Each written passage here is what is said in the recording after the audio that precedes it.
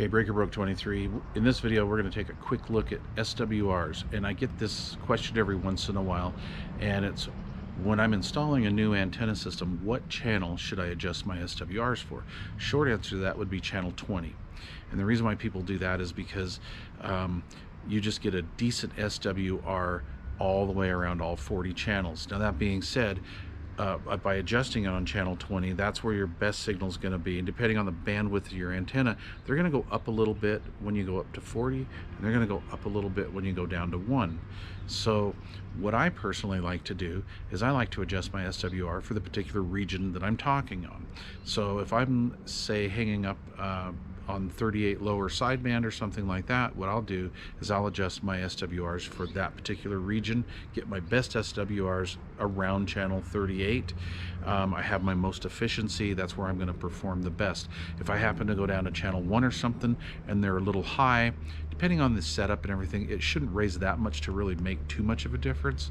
But if it bothers you, then maybe put a little antenna tuner in line and do that. Another thing to remember when you're installing your antenna is check channel 1 and 40.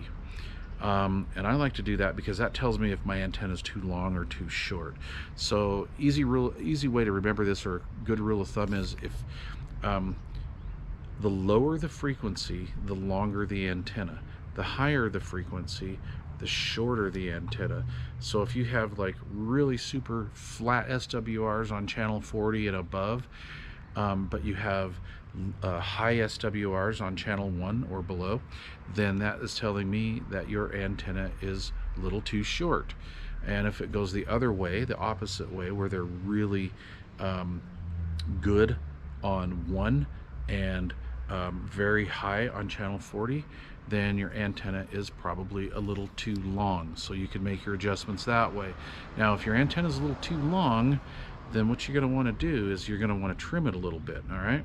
And when you trim these things, you're only going to want to go in small increments. Like I suggest like 1/8 increments at the most, maybe quarter, but I like to stay with 1/8, because if you lob too much off, you get in a hurry and you go take 3/8 or a 1/2 inch off or something like that. You've gone past your mark and you can't put this stuff back on. So you have therefore ruined an antenna. So anyway, those are some real quick basics. Please leave questions or comments down below. Thanks for watching.